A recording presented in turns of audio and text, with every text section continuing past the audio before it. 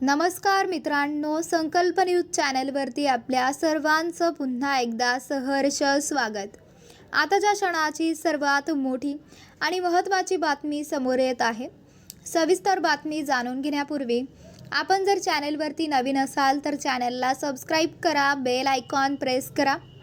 शिवसेना उद्धव बाळासाहेब ठाकरे पक्षाच्या उपनेत्या सुषमा अंधारे यांना नागपूर विमानतळावर जीवे मारण्याची धमकी देण्यात आली आहे। याबाबत सुषमा अंधारे यांनी स्वतः फेसबुक पोस्टच्या माध्यमातून ही माहिती दिली आहे। या फेसबुक पोस्टमध्ये सुषमा अंधारे यांनी अनेक धक्कादायक दावे करत मुख्यमंत्री देवेंद्र फडणवीस यांना या प्रकरणात लक्ष घालण्याचे आवाहन केले आहे। त्याचबरोबर राज्यात दहशत आणि दबातंत्राचे गलिच्छ राजकारण सुरू असल्याचेही अंधारे यांनी म्हटले आहे। सर्वात महत्त्वाचे म्हणजे सध्या नागपूरमध्ये विधिमंडळाचे हिवाळी अधिवेशन सुरू आहे। अशा परिस्थितीत ही घटना घडल्यामुळे याबाबत उलटसुलट चर्चा सुरू झाल्या आहेत। ही संपूर्ण घटना सांगताना शिवसेना उपनेत्या सुषमा अंधारे म्हणाल्या, परभणी प्रकरणातील दोषी पोलीस अधिकाऱ्यांवर कारवाई व्हावी यासाठी सभागृहात आणि सभागृहाबाहेर संघर्ष सुरू आहे।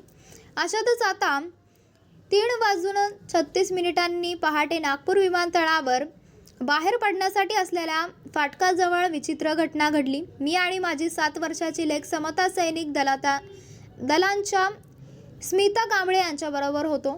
साधारण 6 फूट उंचीचा गोल आकाराचा गंध लावलेला अर्धे टक्कल असणारा माणूस बोलण्याचा प्रयत्न करत होता।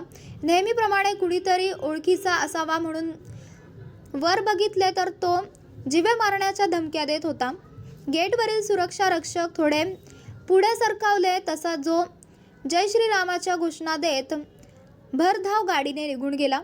सुषमा अंधारे यांनी आपल्या फेसबुक पोस्टमध्ये मुख्यमंत्री देवेंद्र फडणवीस यांना आवाहन करत या प्रकरणाचा तपास करावे असे म्हटले आहे। त्या म्हटल्या, देवेंद्रजी, आपण आपल्या यंत्रणेकडून या ठिकाणचे सर्व CCTV तपासून वस्तुस्थिती पाहावी। या घटना क्रमांक इथे लिहू नये असे खूप वेळा वाटले, मात्र दहशत आणि दबा यंत्रणाचे हे गलिच्छ राजकारण मुख्यमंत्री म्हणून आपल्यापर्यंत पोहोचवणे ही नागरिक म्हणून माझी जबाबदारी आहे असे वाटले। यावेळी अंधारे यांनी #टीप असे लिहित म्हटले की शासनाने मला सुरक्षा पुरावी असे अजिबात वाटत नाही, कारण त्यावर माझा फारसा विश्वास नाही, बाकी आपली मर्जी। तर मित्रांनो, आपल्याला काय वाटतंय? आपली प्रतिक्रिया आम्हाला कमेंट बॉक्सच्या माध्यमातून नक्कीच कळवा आणि चॅनलला आणखीनही सबस्क्राइब केलं नसेल तर चॅनलला सबस्क्राइब करा, बेल आयकॉन प्रेस करा, जेणेकरून असेच नवनवीन व्हिडिओ व चालू राजकीय घडामोडी सर्वप्रथम आपल्याला याच चॅनलवरती बघायला मिळतील। भेटूया आता पुढच्या व्हिडिओज, तोपर्यंत धन्यवाद। जय महाराष्ट्र।